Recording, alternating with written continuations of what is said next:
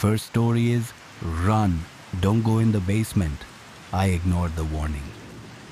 I had just moved into an old house at the edge of town. Not because I liked it, but because it was all I could afford.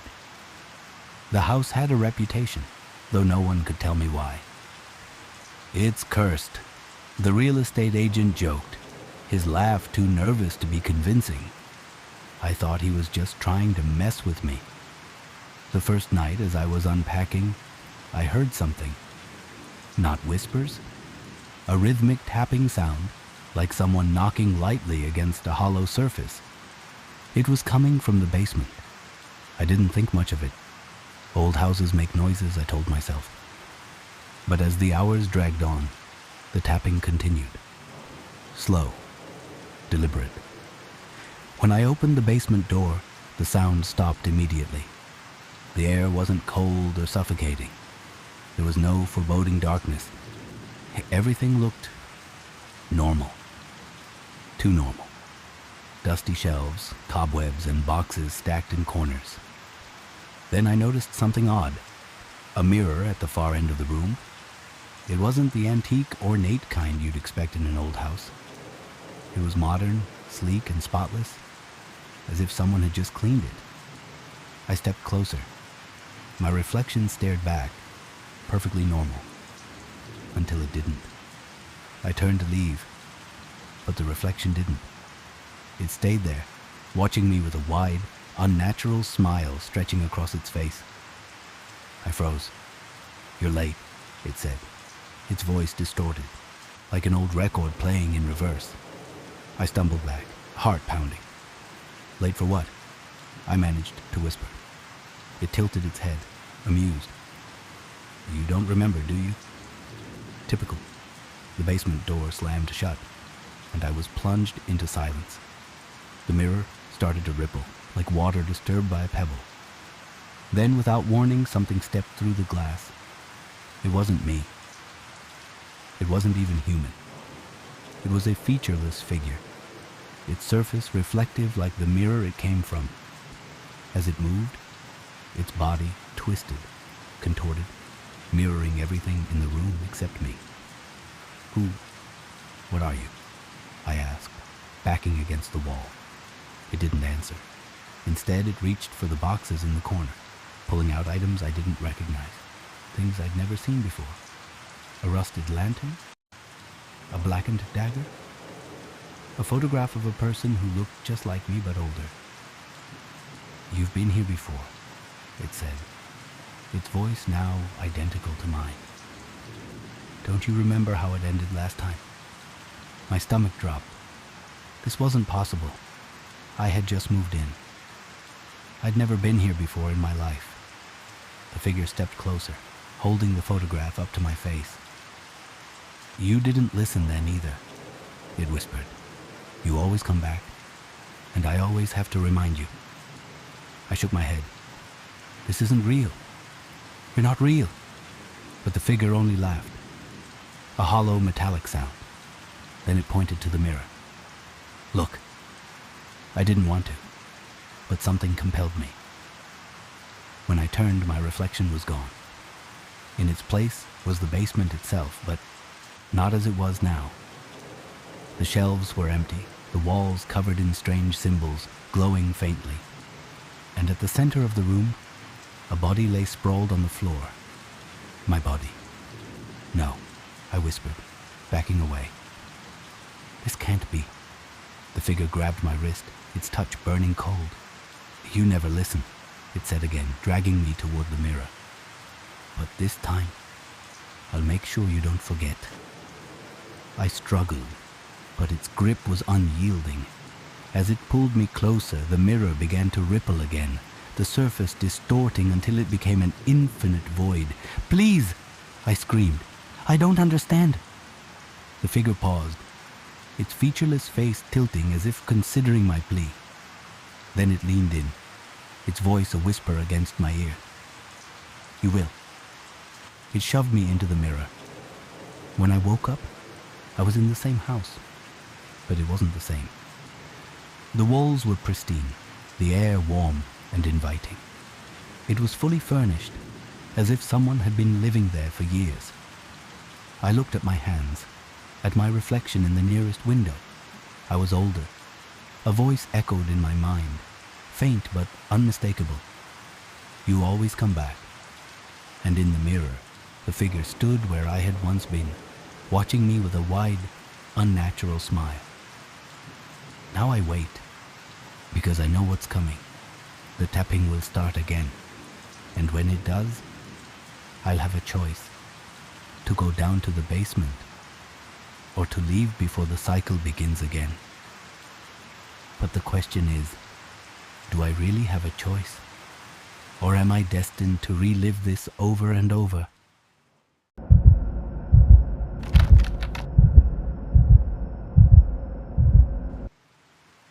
My mother loves to make chili.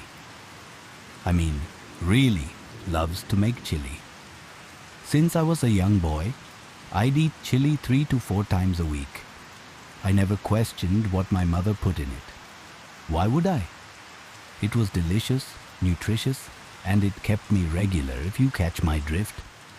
Like any other day, I was in my room, doing what good boys do, when I smelled the familiar aroma wafting through the air.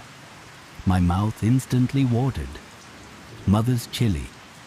Knowing the delightful experience awaiting me, I dropped everything I was doing and ran to the kitchen before my mother could yell, "Dougie, your chili is on the table. Quit watching that porn and get your ass in here, pronto." That was a regular occurrence in my life, though I never quite figured out how my mother knew about my good boy activities. I didn't hold it against her, though. We're very close. Since my dad left, I've tried to be what he wasn't, the man of the house. I do my best to make her proud, to be honest and dutiful. That's what Mother taught me. When I entered the dining room, the sweet aroma of her chili hit me like a warm hug. My stomach churned in anticipation, ready to embrace the gift from heaven itself. As always, my mother sat across from me, watching. Mother was a fine, mature woman. At least, that's what she told me. Since my father left, she's homeschooled me in the ways of being a gentleman. She says a lady like her deserves to be treated with dignity and respect, as the delicate flower and queen that she is. That's the social contract we've signed. I dipped my spoon into the chili, my hand trembling with excitement. The moment it hit my tongue, I was transported. God, it's incredible. My brain lit up with dopamine, flooding every crevice of my mind. This was the greatest sensation on earth. I glanced at Mother. She smiled with pride, her face glowing with approval. All I've ever wanted is to please her. She's given me everything: food, warmth, shelter. Most importantly, she's given me chili. Very good, Dougie," she said. "You ate every last crumb. You're such a good boy. So close to being the gentleman I always envisioned you to be." Her words filled me with pride. This was the moment. I had to ask her, when could I finally achieve the status of the gentleman she's worked so hard to shape me into? I hesitated. A part of my homeschooling is to never question Mother's teachings. Every time I've tried in the past, bad things happened. But this time felt different. She'd praised me. Surely I could ask now. Mother's expression shifted. The smile faded from her face, replaced by something cold and unreadable. Her eyes bore into me. "If you have something to say, Dougie, now is the time." I froze. My breath quickened. My hands began to tremble under the table. Blood rushed to my head as I struggled to find the words. I'm 43 years old. It's time. I'm ready to face the trials. I have to leave this house. Suddenly, something in my mind clicked. The warmth, the comfort of the chili vanished, replaced by a hollow, icy dread. My breathing slowed. My thoughts quieted. It was as if a switch had been flipped. Mother waited, her face unreadable. Well, Dougie, what is it? I opened my mouth, but the words that came out weren't mine. They didn't belong to me. May I have more of your special chili, Mother? Her expression softened, the smile returning to her lips. Anything for my young gentleman?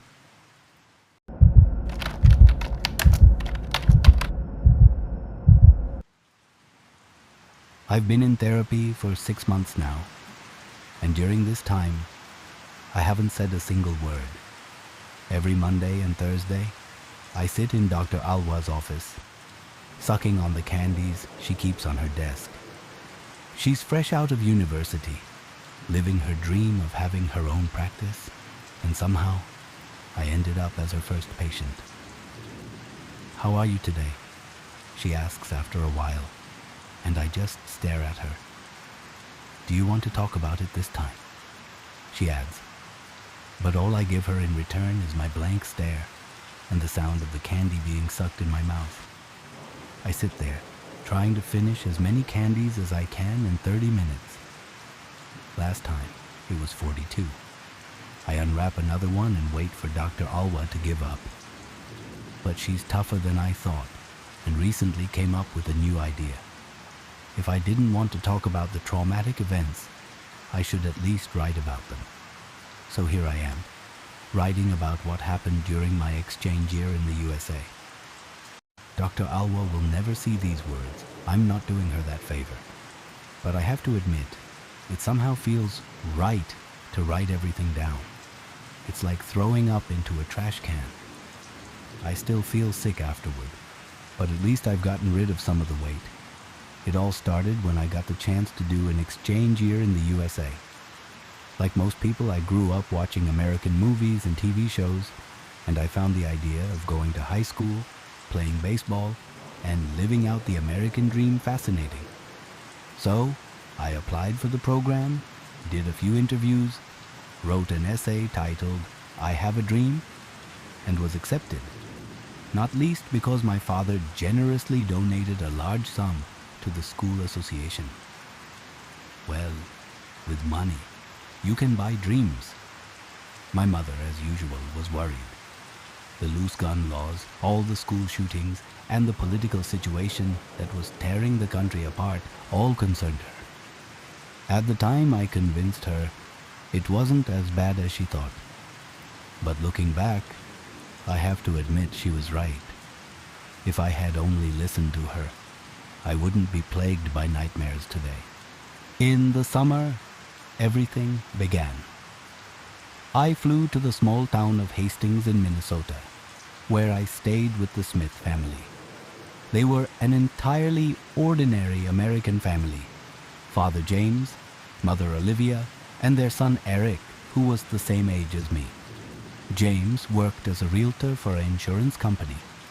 Olivia was an elementary school teacher, and Eric attended the high school where I would spend the year. They lived in a spacious, single-family home that, by German standards, seemed almost as if it were made of papier-mâché. Aside from that, I quickly realized they weren't all that different from my own family. The high school was also similar to my German gymnasium, with one major difference. Community played a much more significant role in American schools.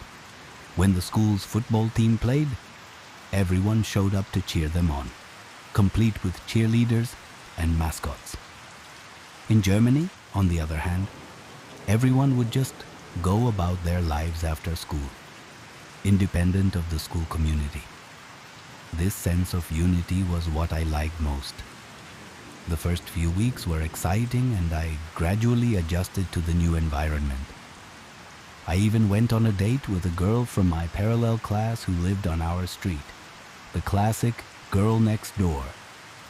I was too skinny and slow for the football team, but in baseball, I made a pretty good impression as a hitter, and even managed to hit a home run once.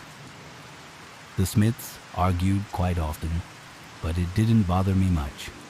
At home, we were used to shouting matches as well.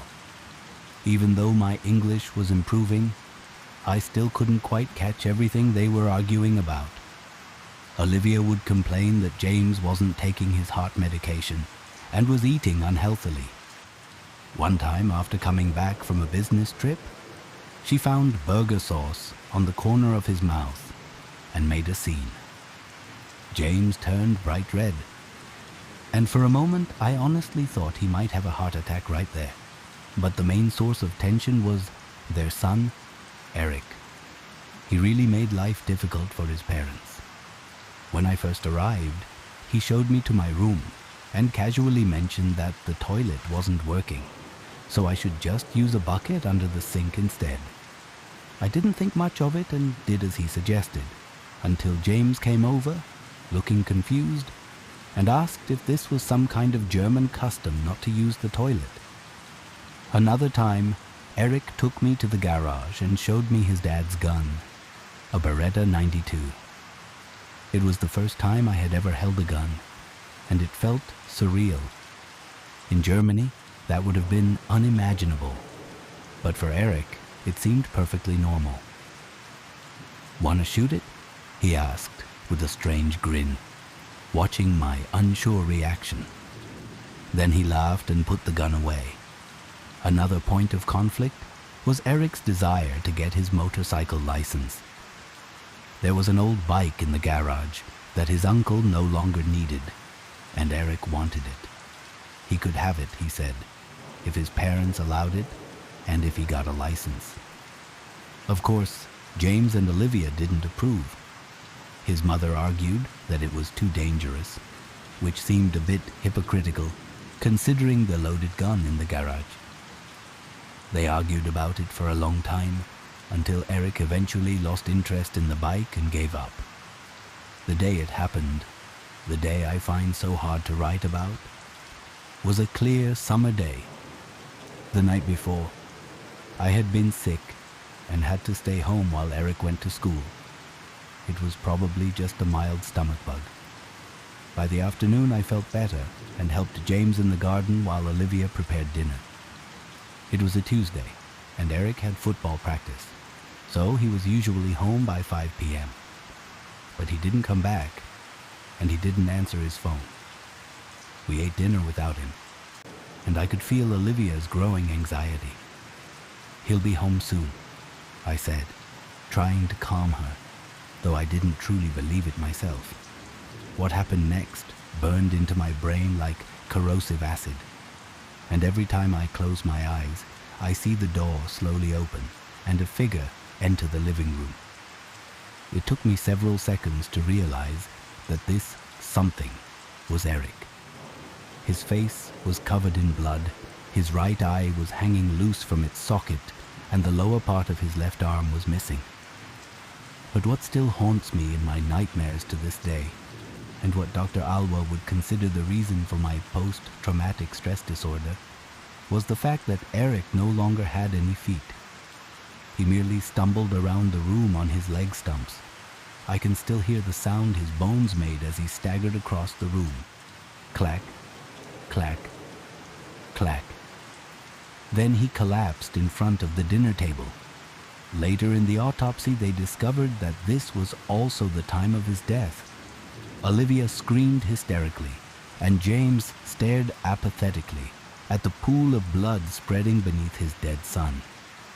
His face took on the red color of blood. His carotid artery filled up like a balloon, and then his head hit the table with a loud bang. The police report later cited a myocardial infarction as the cause of death. It wasn't the sneaky burgers that killed him, but the sight of his zombie-like son. Olivia suddenly fell silent as she looked back and forth between the lifeless bodies of her son and her husband. She straightened up and smiled at me. "I'll be right back. Have some more of that meatloaf, darling," she said, and left the room. I tried to turn James over to check if he still had a pulse.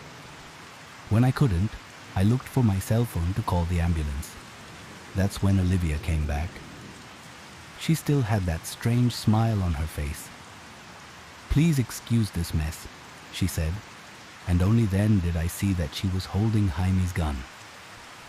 She put the Beretta in her mouth. "No!" I shouted. But then the shot rang out. Pieces of her brain splattered in my face, and her lifeless body hit the floor, right between Eric and James. I wiped the blood from my face and threw up on the floor, where my vomit mixed with the blood of my host family. When the sheriff arrived with his deputies, I was sitting at the dining table, eating the meatloaf. Why I did that, I still don't know. But Dr. Alwa would probably have some smart-sounding psychological term for it. They arrested me. But the next morning, they let me go once it was clear I had nothing to do with the deaths of the family. Just before I flew back to Germany, the lead investigator called me and explained what had happened that day. Eric had taken the motorcycle from the garage without permission, going for a ride. On the highway, he lost control of the bike on a curve and ended up in oncoming traffic. He collided with a minivan and was severely injured. Then something that resembled the medical phenomenon, often reported by soldiers in war, occurred. Eric's body was under so much stress and flooded with adrenaline that his brain tricked him into thinking everything was fine, that his feet weren't severed, lying on County Highway 55. So, he stood up and walked to where he belonged, home to his mom and dad. James had a heart attack, and Olivia took her own life because she couldn't imagine living without her family. Back in Germany, everything feels alien, as if the world is wrapped in cotton. I see your faces and hear your words, but they no longer mean anything to me. Sometimes I still see Eric with his injuries. On Mondays and Thursdays, he joins me for my sessions with Dr. Alwa. The path takes longer because Eric, without his feet, moves slowly. I stop and wait for him. The brochure for the exchange program promised that the trip to the USA would change my life. In my case, it certainly did. Thank you so much for staying with me till the end. If you enjoyed this story and it sent shivers down your spine, please give this video a like. Your support means the world to me, and it helps me bring more stories like this to you. Don't forget to hit the subscribe button and turn on the notification bell so you don't miss out on the next chilling tale. Your subscription inspires me to create better and scarier content just for you. Until next time, stay safe, stay curious, and don't forget to watch your back. See you soon.